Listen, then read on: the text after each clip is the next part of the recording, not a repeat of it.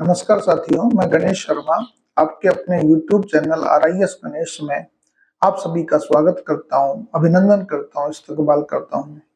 साथियों, आज मैं आपको सिविल सेवा प्रारंभिक परीक्षा 2023 जिसके महज अब 15 दिन बचे हैं, तो 15 दिवसीय रणनीति के बारे में आपको बताने जा रहा हूं और ये रणनीति आपके लिए कारगर साबित हो सकती है। ऐसा कहा जाता है साथियों कि विश्व का सबसे टफेस्ट एग्जाम्स सिविल सर्विसेज का एग्जाम्स माना जाता है और सिविल सर्विसेज के एग्जाम्स की टफेस्ट में भी सबसे जो अधिक कठिन एग्जाम्स है वो सिविल सेवा का प्रीलिम्स एग्जाम्स होता है। और जो व्यक्ति प्रीलिम्स कर लेता है तो समझ लीजिए कि उसने 70% पता तो हासिल कर ली। लेकिन इस बार 2023 का सिविल सर्विसेज प्रारंभिक परीक्षा यदि आप सही ढंग से निश्चित रणनीति के साथ और एक अच्छी रणनीति और सलाह मशवरे के साथ आप तैयारी करते हैं और आप एग्जाम्स में बैठते हैं तो डेफिनेटली आपको सफलता मिलेगी। तो मैं सबसे पहले आपको ये बताऊं कि आपने CSP का आवेदन भरा किया होगा, तो आवेदन किया होगा तो 1105 वैकेंसीज इस बार आई है सिविल सर्विसेज प्रारंभिक परीक्षा में, क्योंकि पिछले 4-5 सालों से 2015 के बाद में इतनी वैकेंसीज कभी नहीं आई। तो 1105 का मतलब यह है कि अब की बार डेफिनेटली 16,500 के आसपास प्रीलिम्स क्वालिफाइड होंगे, मतलब मेंस के लिए क्वालिफाइड 16,500 छात्रों को किया जाएगा। इसलिए ये एग्जाम्स और भी आपके लिए आसान हो जाता है, क्योंकि इतना संख्या में पहली बार सिलेक्शन हो रहा है। तो इसलिए इस चीज को तो ध्यान में रखिएगा, जो पिछले सालों में जो टफनेस थी एग्जाम्स की या आपके सिलेक्शन की, वो टफनेस उतनी नहीं रहेगी। दूसरी बात ये करें कि आपने अपना एडमिट कार्ड डाउनलोड कर लिया होगा और इस 15 दिवसीय रणनीति में आप रिवाइज करने जा रहे होंगे। पहली बात तो यह है कि सिविल सर्विसेज एग्जाम्स की आप तैयारी कर रहे हैं और तैयारी में ऐसा कहा जाता है कि कुछ नया नहीं पढ़ना चाहिए, लेकिन यदि आप कुछ भी पढ़ रहे हैं तो पहले तो ये पता होना चाहिए कि वास्तव में क्या मैं तैयारी प्रीलिम्स के हिसाब से कर पा रहा हूँ कि नहीं कर पा रहा। ये एक मंथन करने की जरूरत है अभी भी 15 दिन में। यदि आपने ये मंथन कर रखा है तो बहुत अच्छी बात है, नहीं किया है तो भी आप इन 15 दिनों में मंथन करके प्रीलिम्स क्वालिफाई कर सकते हैं। और यदि प्रीलिम्स आप क्वालिफाई कर लेते हैं तो आपने आधी से ज्यादा पता हासिल कर ली। तो मैं आपसे पहले तो ये कहना चाहूंगा कि आप जनरल स्टडी में क्या कर रहे हैं। जनरल स्टडीज में सब लोग जानते हैं कि जनरल स्टडीज का जो फर्स्ट पेपर है आपका, फर्स्ट पेपर में जनरल स्टडीज होती है। इसमें 2-3 बातें आपको जानने की जरूरत है। पहली बात तो यह है कि इसके लिए history, polity, economy, geography, science, ये बेसिक्स आते हैं साथियों। और बेसिक्स आते हैं तो मुझे ऐसा महसूस होता है कि आप NCERT ही फॉलो कर रहे होंगे। आपने यदि NCERT फॉलो की है, आपने यदि करंट अफेयर्स अच्छी तरीके से आपने पढ़ा है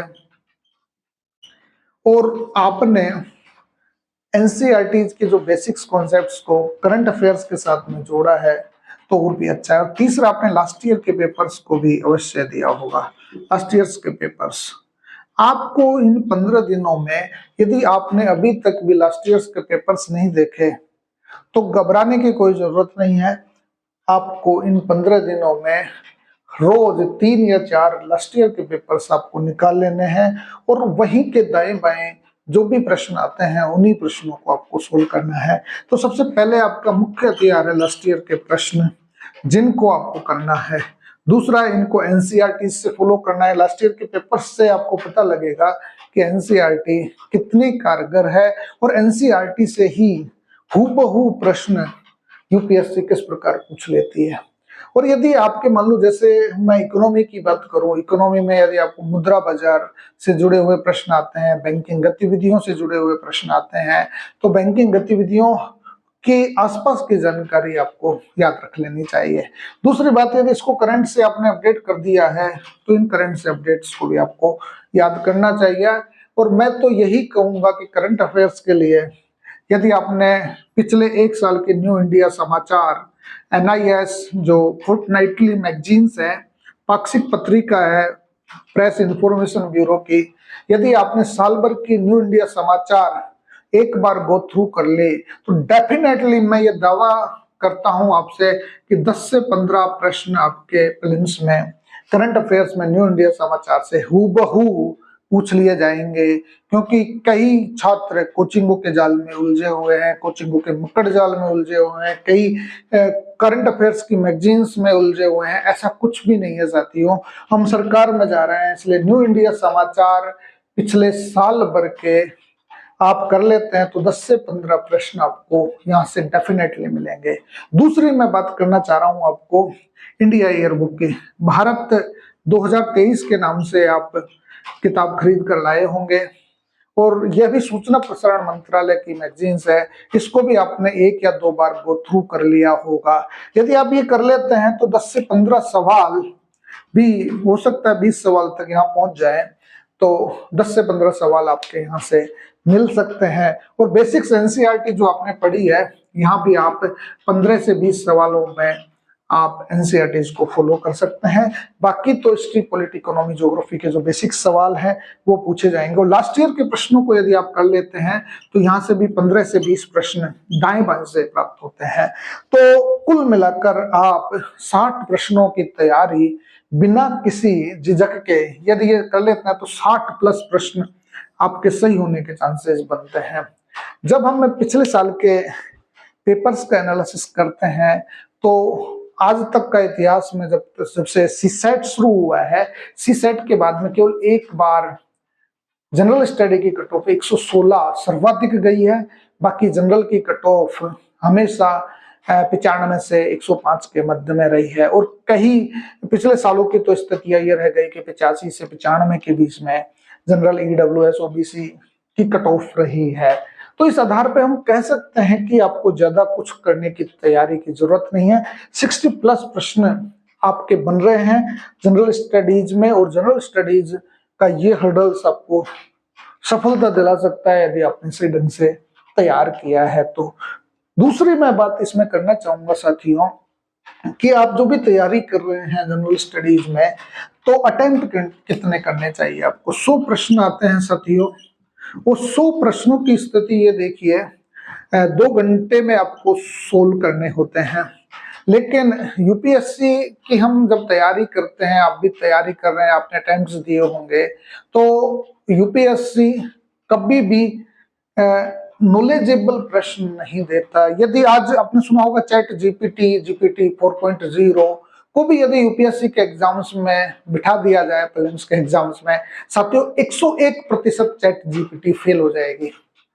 ये यूपीएससी का फंडा है साथियों। और यूपीएससी का फंडा वही अच्छी तरीके से जान सकता है जिसने शिक्षा में स्नातक किया हो, जिसने बीएड की डिग्री हासिल की हो, जिसने एमएड की डिग्री हासिल की हो। तो वहां जो ब्लूप्रिंट्स बनाते हैं, तो ब्लूप्रिंट्स बनाते वक्त ये बताया जाता है कि शिक्षा में जो अंडरस्टैंडिंग वाले, नॉलेजेबल वाले, एप्लीकेशन बेस्ड प्रश्न कितने होंगे। चैट जीपीटी की बात मैं इसलिए कर रहा हूं साथियों कि 30 प्रश्न से ज्यादा यूपीएससी नॉलेजेबल प्रश्न नहीं देते। और जिस पे आप मादा रखते हैं कि भाई मैं ये कर दूंगा, तो 30 प्रश्न से ज्यादा नहीं होगा। 30 में से भी आप 20 प्रश्न से ज्यादा नहीं कर सकते नॉलेजेबलों को। लेकिन 50 प्रश्न यहाँ पर अंडरस्टैंडिंग बेस्ड होते हैं, इसलिए ये 50 के 50 प्रश्न आपको करना चाहिए, क्योंकि ये तुलना से, अंतर से, समझ से जुड़े हुए होते हैं। तीसरी हम बात करें इसमें 20 प्रश्नों की बात करें तो 20 प्रश्न आपके एप्लीकेशन बेस्ड और स्किल्ड बेस्ड होते हैं। इसमें भी आपको एक भी प्रश्न छोड़ने की जरूरत नहीं है। तो मैं तो ये कहूंगा कि जो लोग सोचते हैं कि ये टफ पेपर है, टफ पेपर में मुझे नहीं करना, तो उनको करना चाहिए। 70 प्रश्न का मतलब 70 में से 70 आपको अटेम्प्ट करने चाहिए साथियों। और जो 30 प्रश्नों की बात आती है तो 30 में से 20 प्लस आपको इसमें अटेम्प्ट करने चाहिए।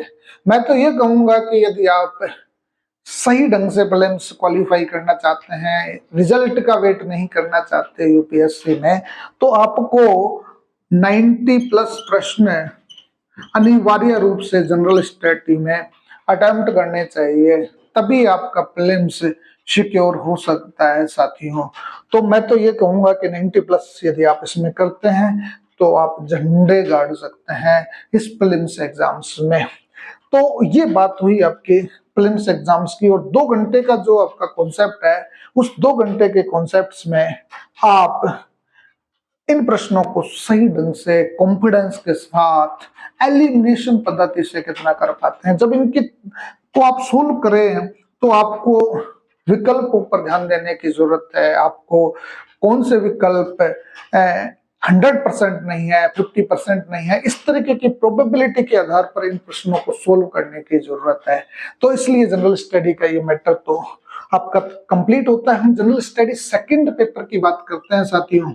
जनरल स्टडी सेकंड पेपर, अब हम सेकंड पेपर की जब देखते हैं तो हमारे साथ एक समस्या ये आ रही है कि हमने कई दफा, मैं कई मंचों से कह चुका हूं कि हम लोग पढ़ाई करना छोड़ दिया है, हम लोगों ने सदशास्त्रों का अध्ययन करना छोड़ दिया है, हमने लेख पढ़ना छोड़ दिया है, इसलिए सी सेट हो तो कैसे हो।